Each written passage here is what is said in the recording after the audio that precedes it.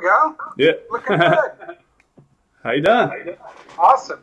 So I guess you're up there killing it, getting some deals done. Getting a lot of deals done. Yeah. So you're gonna One at a time. too many deals. You're gonna extinguish the mastermind. Yes. Yeah, it's tough to get people to. Can't do everything. Can't do everything. Right now, I gotta focus and do a lot of flips, and then I'm gonna start paying off rentals. Yeah. You think Pretty that simple. Pretty simple formula for the next little while here, as long as it lasts. you think that the market's slowing down up there? A lot of people are No, starting to. not yet. How about yours? I don't see it at all, but people are starting to talk about it. Some big investors down here came out saying that they're moving their money out of their rentals into gold and silver, and then they're going to buy it back when they. And I'm like, man, I don't. I mean, there's still developments that are just now breaking ground, but I don't see anything slowing down. No, neither do I. But I've heard other people. Rich and I have had that same conversation. Rich Lennon. I mean, if they're free and clear, it doesn't really matter. No, that's how I look at it. That's why I want to get some free and clear. Yeah. Okay. But there's people that want to cash out while it's really high, and then just hang on to cash in case it drops. Yeah. Well, my rentals are just like people would rather get out just a little bit too early than a little too late. Yeah. That's the key. That's probably the smart way to do it. You know, my rentals are so low that they're never going to really. Yeah, they're all under like. I have like 3 that are in like the 150K range, but most of them are under 50,000. So it's like, how much are they going to drop? Really? It doesn't matter. Yeah. I mean, I bought one not too long ago for 8,000. I mean, it didn't have a floor in half of it, but. Yeah. Yeah. I mean, that's nothing. That's like a used car. Well, I mean, all I really want to talk to you about was, you know, the merchant side of things and the backside office and like how you handle like, are you using like Clickfunnels or what are you using to? I use Infusionsoft for all of my merchant services. Okay. And managing my email list and everything else. Okay. Because, yeah, I'm about to put, probably in the 6 weeks, less than 6 weeks, I'm about to put out a couple programs or something. Awesome. Yeah, I was going to let, if you want, you know, I know y'all got lists. I was going to let you and Daniel, if y'all want, you know, market it. You can go through it first. I'll let y'all just have it and you see if it's something that you want to send out first. I mean, I'll send any. My list is easy because it's only 4,500 people. Only? Daniel's is closer to 100,000 people. Yeah, so like if you just want to test it with mine, that's fine. But I mean, he's the list that you want to get. So we're building out investorarmy.com. I mean, it's supposed to be blocked, but you can probably pull it up right now. But we're going to have the affiliate section to put you and Daniel on there. So the first 2 are going to be Investor Carrot and Rehab Valuator because Trevor's coming on here next week, and they've never had anybody do that. But I'm going to put that on there. And there's a few other people that have home study courses. It's one of his sites, so it looks good.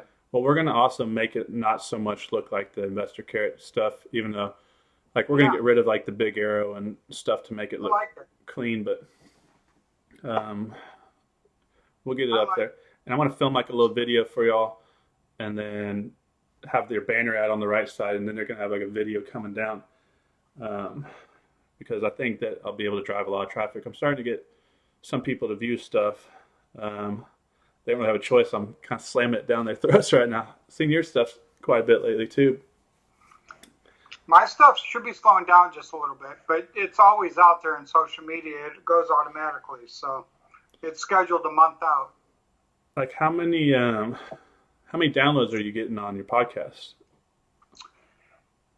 You mean like a per day or per month or what? Yeah, probably like per month or something like that. 6,500. That's not bad. It's pretty good. That's just as good as like Gavin told me when we were at Podfest that he was getting, I think he said like 100,000 last year or something, and that Tyler Chef guy that runs like the Cashflow guys was about that same. So you're right up there with them, and I'm not far behind, and I'm off the radar. Nobody sees me. Coming at them like a freight train. Well, I'm going to launch one here and see how it goes. And are we going to record it now? Yeah, if you want to, that'd be good. Yeah, take it away. That's why how do you want me to Okay. position you? Because I know you're doing lots of different things, and I can. I don't need to be positioned any which way. I'll send people to for a free download, but I don't need to be positioned. We can talk about um, seller financing, flips, whatever you want. Yeah, we'll probably let's talk about rehabbing. No one's really, believe it or not, no one's really come on there to Okay. talk about that. And I know you're All right. killing it up there. All right. So I'll introduce you and I'll talk a little bit about, how I met and how I went through your bank elimination blueprint. Um, but Daniel said you have to go through the rehab evaluator link to get there. That's correct. And so, I mean, I That's get, okay. That's just like an upsell for him, and it's fine. you don't get any of that? No, we do. We Okay. split because it's a partnership. Okay. Is it all right if I tell them, to go over to investorarmy.com to get it? Yeah. Okay. And then I'll talk about, I guess, you want me to mention you got your books out there and you've got, Yeah, you can talk about that. They're on Amazon. okay. And then I know you've got some other programs, right? You got other stuff out there.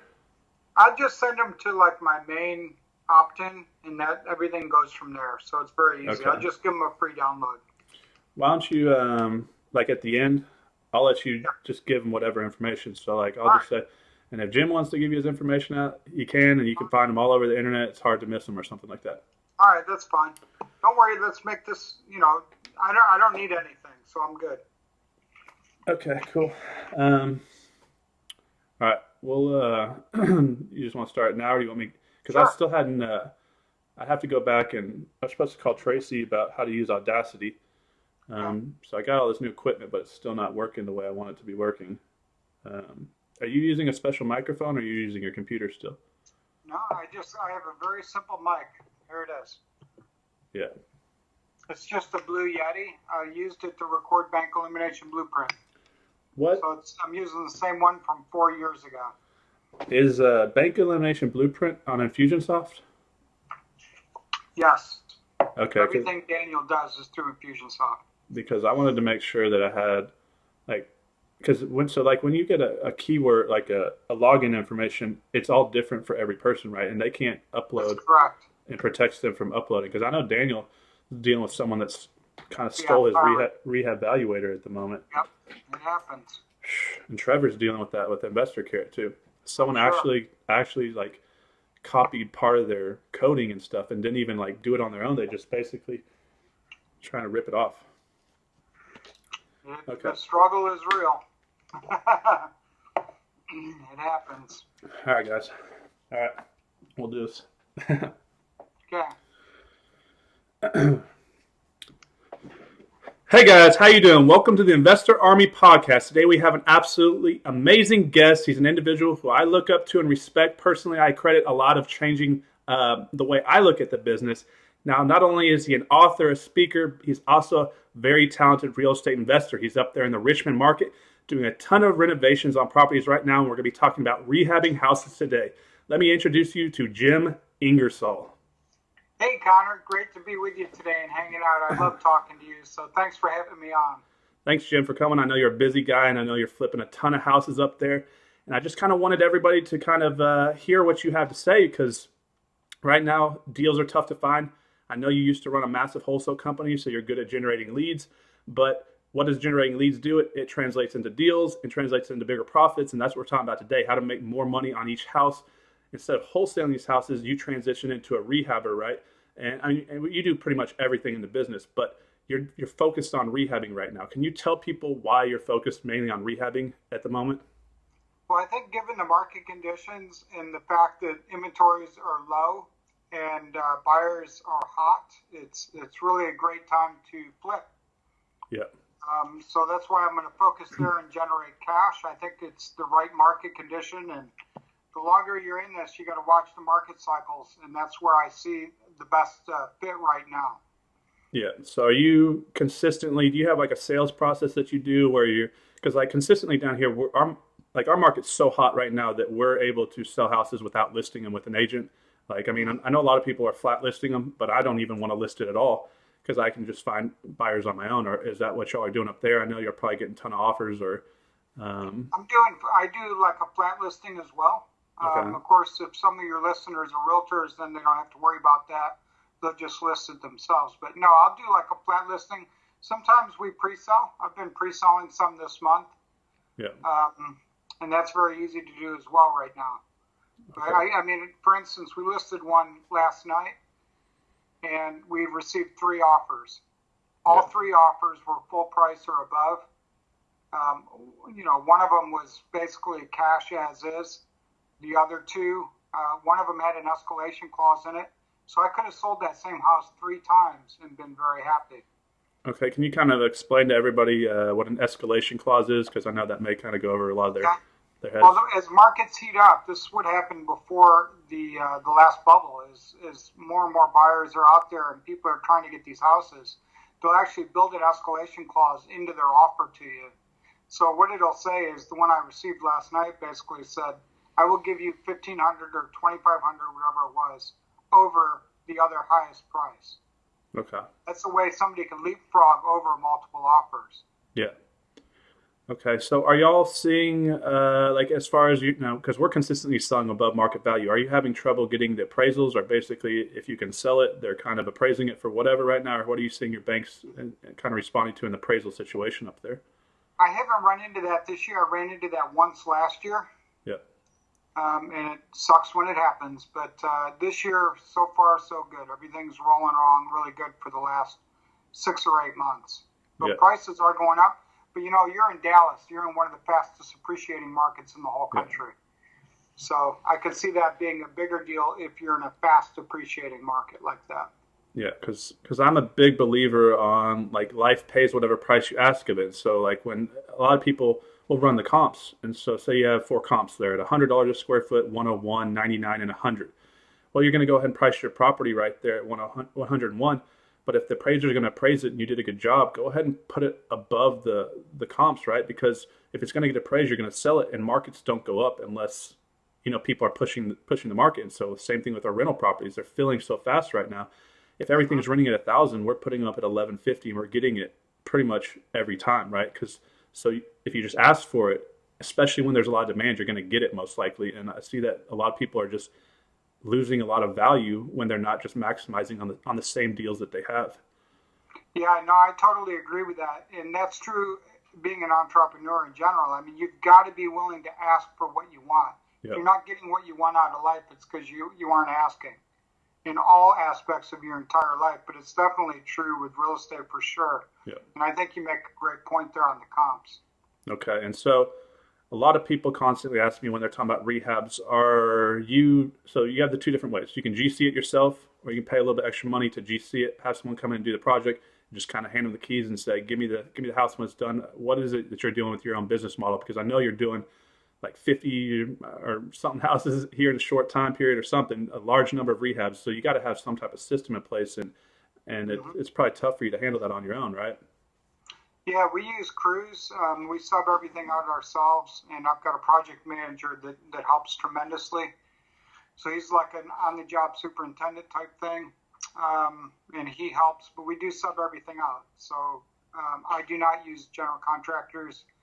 I pay for labor only with my contractors, and I supply the materials, they supply the labor, and we get things done.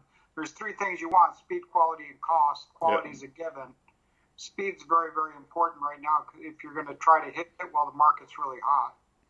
Now, as far as protecting yourself on these transactions, how are you kind of doing the funding? Because I know a lot of people get caught in trouble because they put half the money up front, or they go buy all the materials up front, and not always is this on the first deal that they've done with someone. A lot of times I see this happening where they've used the same contractors 3 or 4 times, they get comfortable with them, and then they go put up all the money and just say, because it's time and energy that they spend trying to go back and forth and handle all the different calls to the surplus store, whatever they're doing.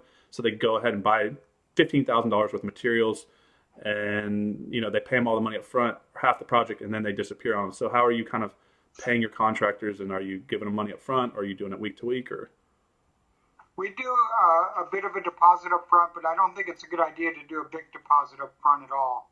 I mean, I give you an example of a rehabber several years ago, the Cheryl and I knew that they did that. They gave the contractor 50% up front. Guess what? The contractor took off and went across the country with 50% of their money up front. That was labor and materials, and it was a ton of money.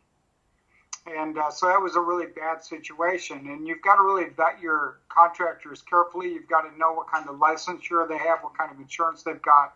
It's a good idea to use a contractor agreement. And for all of your listeners today, if you want all of that in one package, I'll give it to you right now. It's bigmoneyinvestor.com/free gift. And you'll get that. I'll give you a contractor agreement, an indemnification agreement, all of the license, and all of the insurance information for your listeners, since we're talking about it right now. It's very, very important to get all of that stuff straight up front and build your team out the right way. Okay, you want to give them that address one more time so they're probably driving around? bigmoneyinvestor.com/free gift.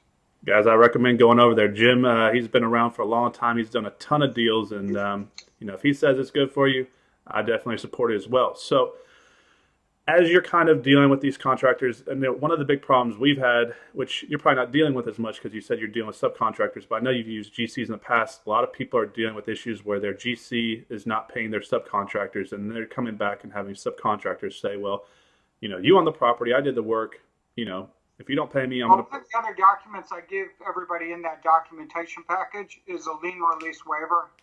And you got to think through all that stuff. You're right. There's a lot of moving parts. Yeah. If you happen to be using a hard money lender, they may require you to use a lien release waiver. But last thing you want is to pay a contractor and then he not pay his subs. Right. Somebody will come back and they will vandalize your site. They'll steal something, or they'll put a lien on your house later on. And that's a bad surprise at closing. Yeah.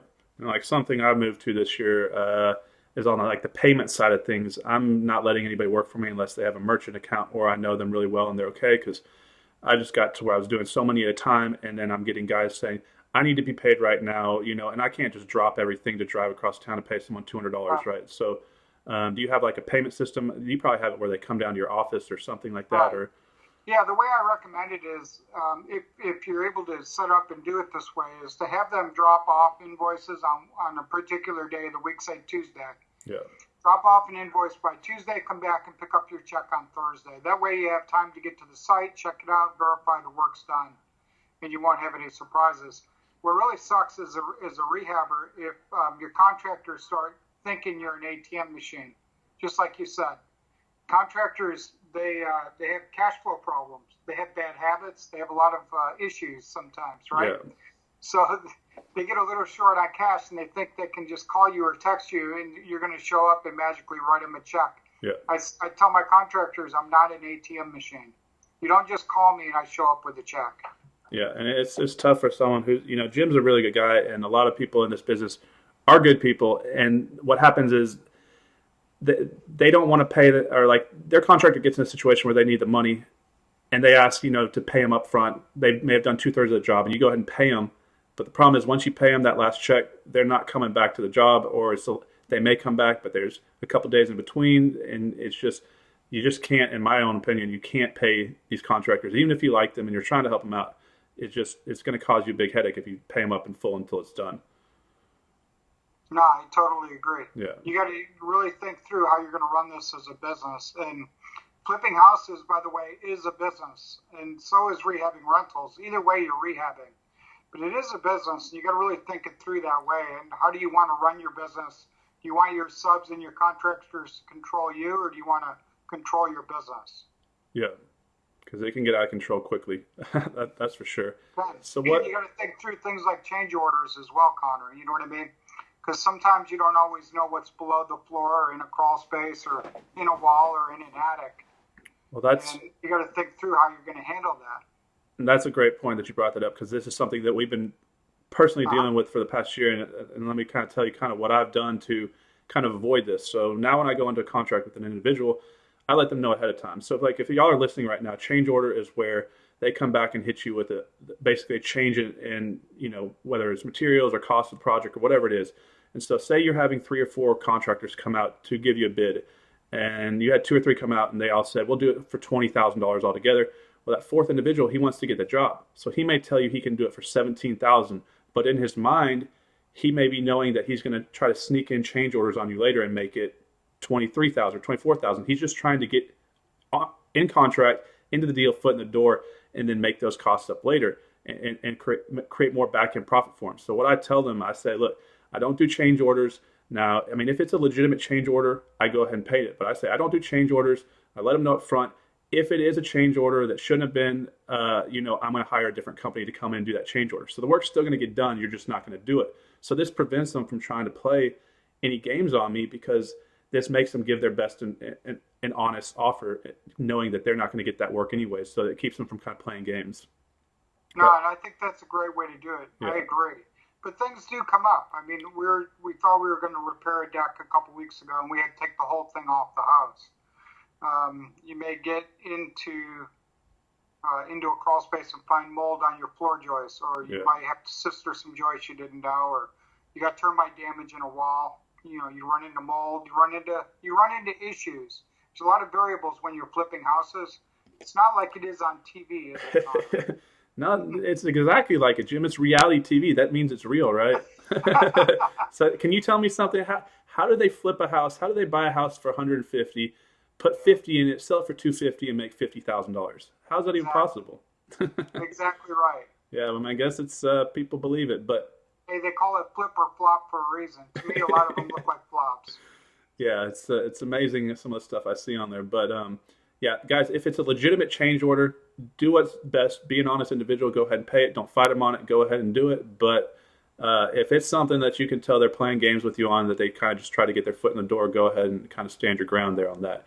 Now, I know we're talking a little bit about rental properties and the market changing. So your kind of strategy right now is you're flipping houses to make big checks to buy rental properties and pay them off free and clear, right? That's kind of what you're doing. That's a good strategy, I think. Yeah. So you're not leveraging them through the banks, or you have them leveraged right now and you're just trying to pay them off, or yeah. I think it's always good to work on long-term cash flow in your long-term plan. Yeah. So the cash flow is what's going to set you free.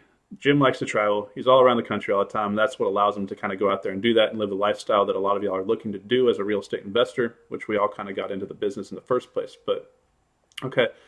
A lot of people want to know, kind of like they're trying to figure out what materials go in the house, what color scheme, what type of cabinets, kind of what's working up in your market, and how do you go about picking your, are you going about, picking by price, or are you going by picking it by design, or how do you kind of go about the designs that you're pulling for your properties at the moment?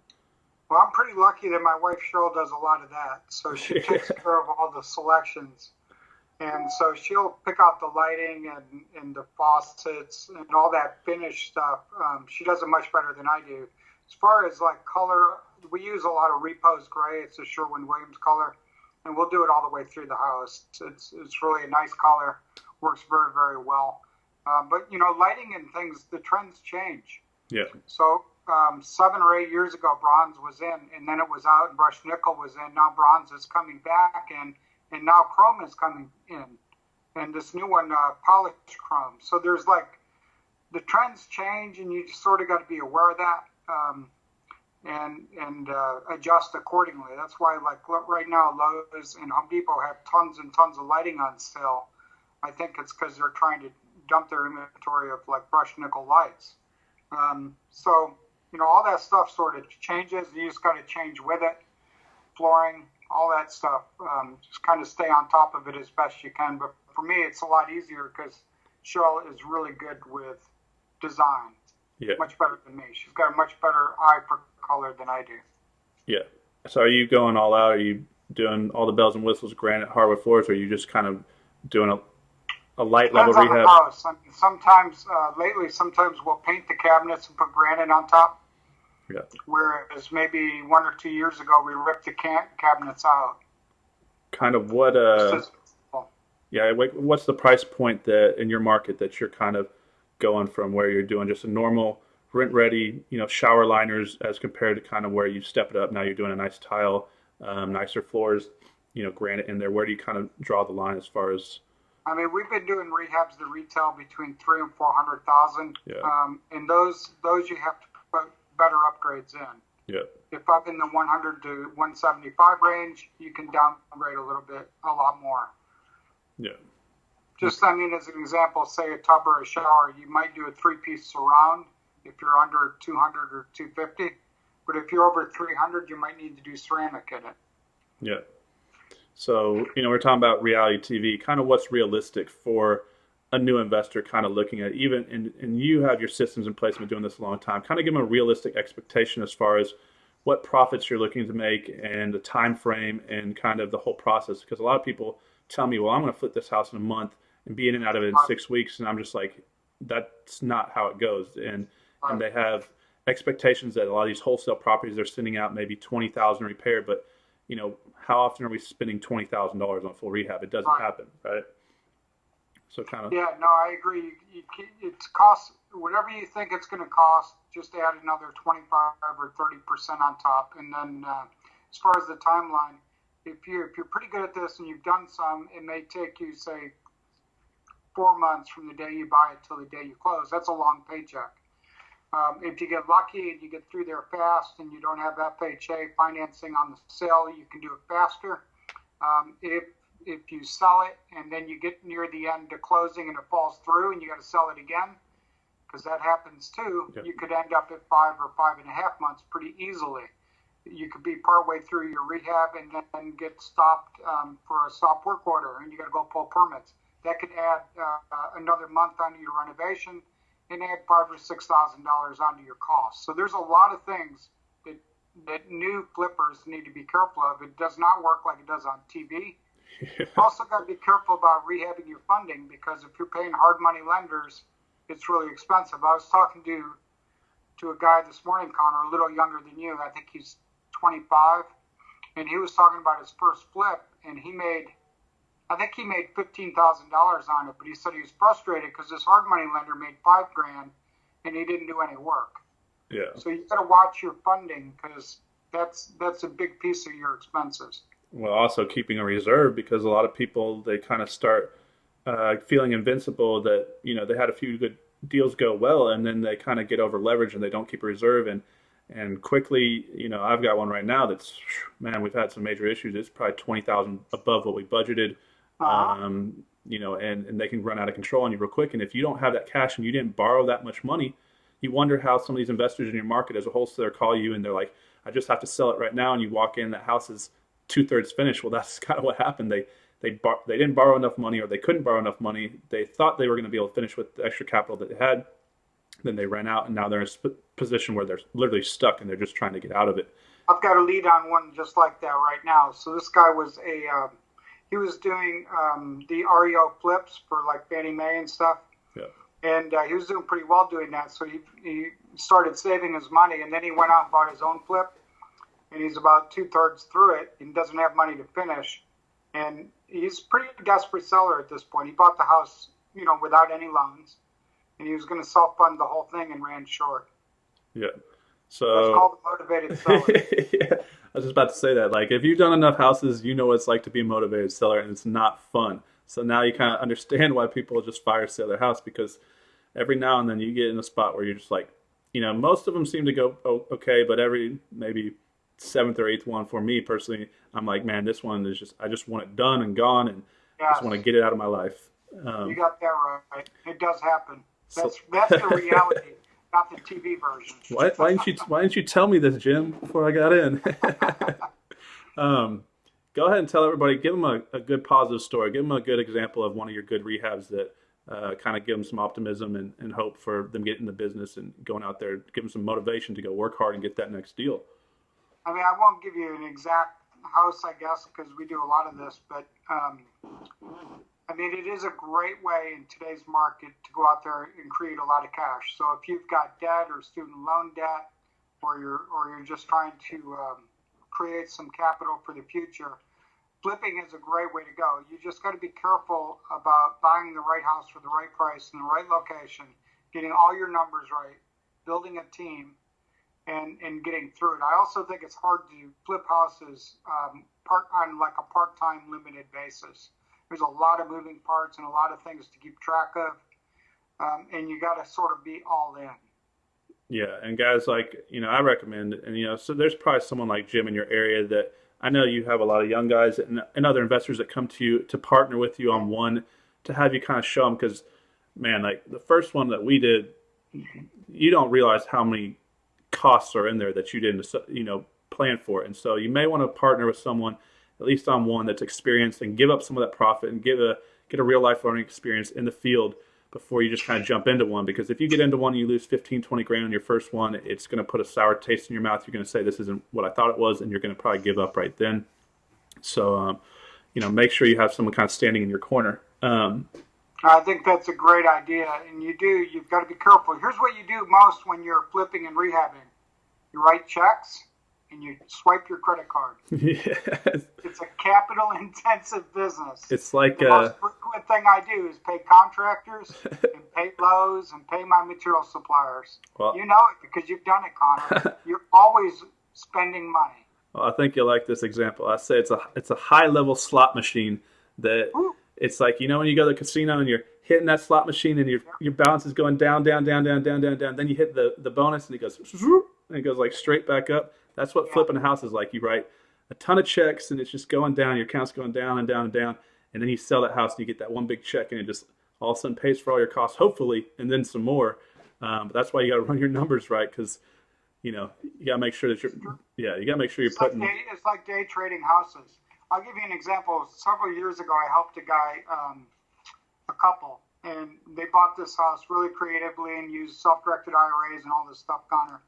And we walked all the way through it, and he showed me his checking account from the day before had zero, like no money in it. And then when he got the profit from the flip, he actually made over $100,000 on the flip up near Washington, D.C. Wow. And he's like, now look at this. I went from 0 to 100,000 in one day. But that is not normal. I mean, it happens. I mean, I know a few people this year that pulled a 6-figure flip, and man, like they'll change your life. Literally, one deal will change your life. And at least as you're starting your business, there's a lot of weight of the world on your shoulders, and you feeling this anxiousness to get those deals going. But one deal can buy you that patience, right? It can get you to a position where you can kind of slow down and then really focus on your business, and you're not so kind of, chaotically running around town just in desperation. And that's where I think a lot of people struggle when they first start is that they need to learn how to be patient, but aggressively patient in a way. And but yeah, just as long as one deal could literally come in like that, and that probably literally changed that guy's life, right? Sure did. Yeah. So that's why this business is a great business. Now, I know you're a busy guy. I know you got a bunch of houses you're flipping. Go ahead and let everybody know one good bit of advice that you give some of these new investors starting out, something that they could avoid that you ran into, or something that you could just kind of give them a little bit of guidance on, and hopefully some people out here take Jim's advice and go out there and actually. I think you hit a lot of them with the contractors this morning. Yeah. I guess my only piece of advice would be to rehab your funding before you rehab the house. I mean, really drill through your numbers. If the only way you can get in with us is with a hard money lender, just realize you're going to pay them a really big chunk of your profit. Yeah. Make it a learning experience, but you've really got to dig through your numbers, make sure they're right, and know exactly how you're going to finance all the way through the job. Don't run short on cash. Is a killer. It will keep you up at night. So make sure you got all your funding straight. Okay. One last thing. So the difference between, I know you talk about a lot of joint ventures and versus debt financing. And so are you using a lot of hard money lenders? Or are you using private lenders? Or are you doing joint ventures? Where are you funding and how? I've used a hard money lender in many, many years. Yeah. I will never plan to use a hard money lender. They're hard for a reason. It isn't the interest that kills you, it's the points. I had Wendy Sweet on my podcast, Connor. We talked about it because Wendy's a hard money lender. Yeah. She's like, I make all my money on points. I'm like, I know you do, Wendy. It's a lot. Yeah, in certain markets, they make more than others. Like what they're charging for up in y'all's area, you couldn't get that down here. I don't know if it's because there's a lot more lenders down here or what, but, the lender is a good position to be in. Like the borrower is beholden to the lender, right? So if you guys can get, like I know a lot of rehabbers that did really well, and I'm surprised you may be thinking about this in the future, but I know a lot of them that transitioned because they got really good at raising money, and then they were like, well, let me just become a hard money lender, and they kind of made that transition. Have you saw that in your future, or? creating like a fund or anything like that yourself, or?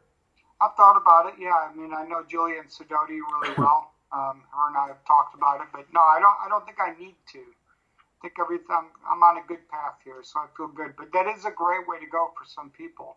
Also, if you're just flipping or building a rental portfolio or whatever, sometimes it does make sense to create a fund. Yeah.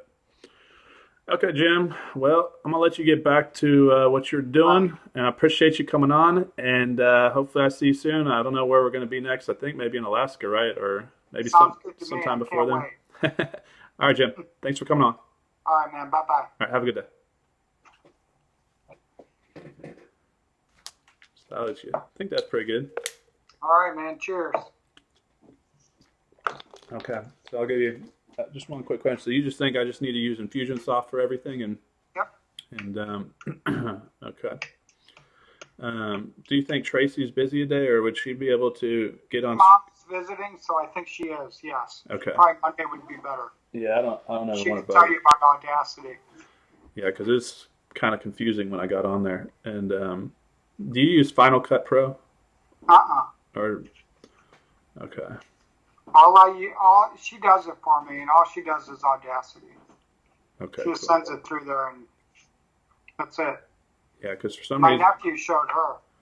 Is there a way to pull out like wind noise or like background traffic noise, or you can dampen it. You can dampen it. Like when I talked to Larry Goins, there was like tons of background noise, and she did the best she could to pull the background noise down. Okay. Are you doing anything in your office where you've got like, because sometimes I have like reverberation, like I do too. I don't know if you can hear it, but I get it in here as well. Well, I do not.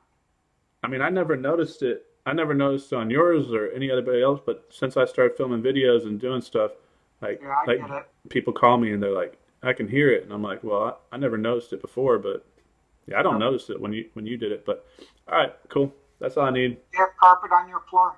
Yeah, I got carpet. Yeah. I was in a different office where I had like laminate floor. It was even worse. Oh, man. Well, I thought about putting up like those egg carton like on like the other walls, but my problem is like I'll be doing something and then my air conditioner turns on and and then you can hear it. Or I gotta keep my windows closed, or I'll hear my neighbors, yard mowing or something.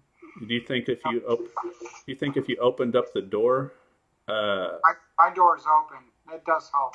Yeah, that's what I was thinking because it keeps it from recirculating. All right, Jim. Well, I wish you were coming down. All right, man. See you later, Connor. Congrats on everything. All right, thanks, Jim. Bye-bye. Have a good day.